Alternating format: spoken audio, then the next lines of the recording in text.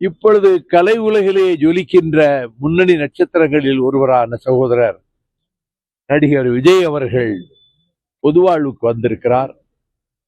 வருகிற யாராக இருந்தாலும் வரவேற்க வேண்டியதுதான். அவர் தமிழக வெற்றி கழகத்தை தொடங்கி பிரச்சாரங்களுக்கு சென்று கரூரிலே 8 மணி நேரம் தாமதமாக வந்த காரணத்தினால் திரண்டிருந்த மக்கள் 8 மணி நேரம் குடிக்க தண்ணீர் இல்லாமல்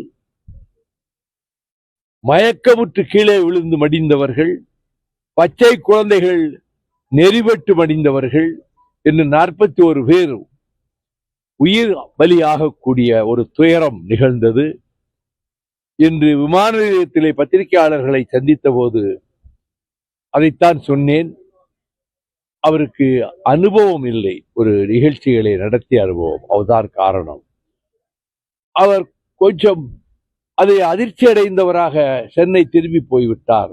திருச்சியிலேயே தங்கியிருந்து ஒரு நாள் கழித்தோ அந்த வீடுகளுக்கெல்லாம் அவரே சென்று நேரடியாக அவர்களுக்கு இரங்கல் தெரிவித்து 20 லட்சம் ரூபாய் ஒவ்வொரு குடும்பத்திற்கும் நிதி வழங்கி இருக்கிறார். அதை அவரே கொடுத்திருக்கலாம்.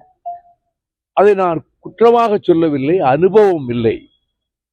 ஒரு கூட்டத்தை ஏற்பாடு செய்து நடத்தும் போது அந்த கூட்டம் நெரிசலிலே சிக்கிவிடக் கூடாது என்பதிலே கவனமாக இருக்க வேண்டியவர்கள் இயக்கத்தை நடத்துகின்றவர்கள். ஒரு கட்டுக்கோப்பான இயக்கமாக இது அமையவில்லை அவருக்கு. ஆகவே அந்த வேலையை அவர்கள் செய்யவில்லை.